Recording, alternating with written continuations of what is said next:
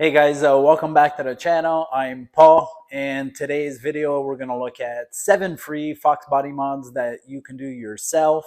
We're going to start from number 7 and work our way up, so let's go.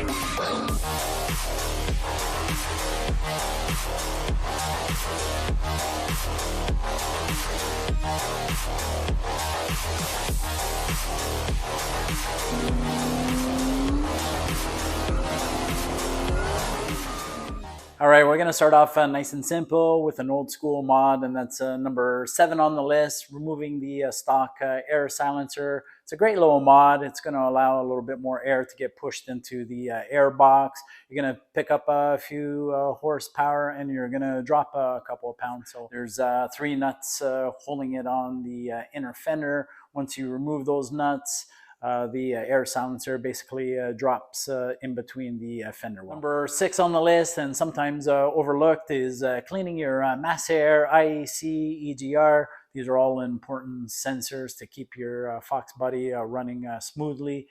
For the speed density guys, focus on your IAC and EGR.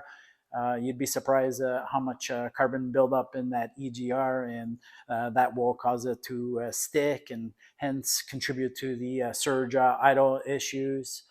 As far as the mass air, I like using a mass air cleaner to not hurt the sensor, but for the other items, the good old brake cleaner is fine. So number 6, clean your sensors. That's going to help keep your Fox running smooth. Number 5 on the list is removing those quad shocks. Chances are, if you've got a set of quad shocks on there, they're most likely seized anyways. So they're going to be hurting your suspension setup more than what they were initially intended for.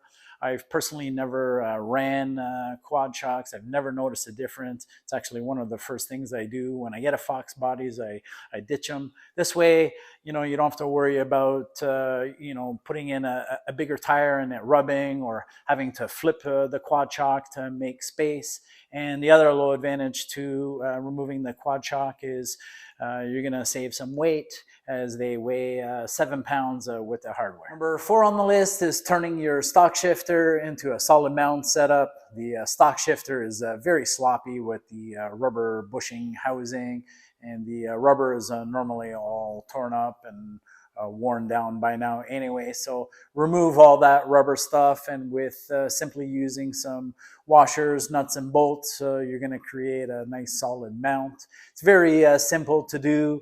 On the shifter handle side, you're going to use some washers with M8 125 pitch bolts.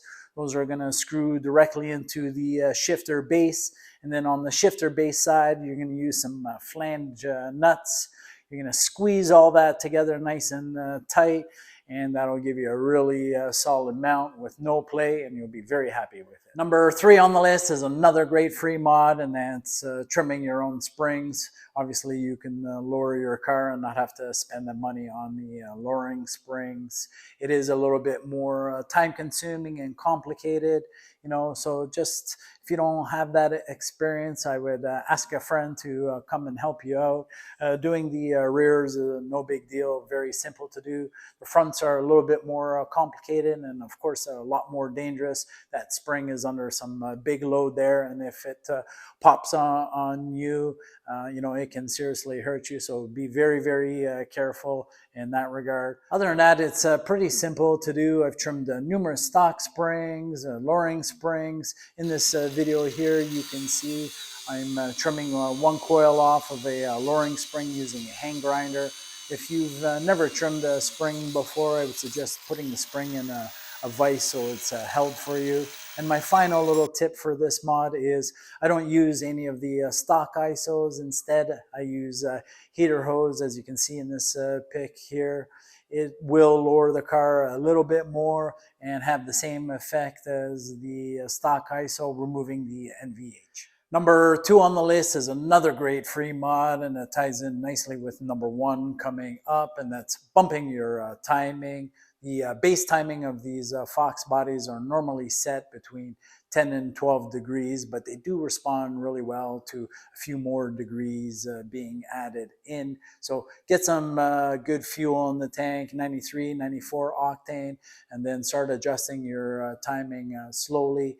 I've gotten away with up to 14 degrees, but please note that's, I would consider that the higher end of where you want to go with a stock Fox body. With our timing set, let's have a look at our number one free mod. And our number one most important must-do mod, if you haven't already done it, is relocating your ACT, your air charge temperature sensor. This sensor tells the computer what the air temperature is, but the problem is where it was placed. It's located on the lower intake near the number 5 runner.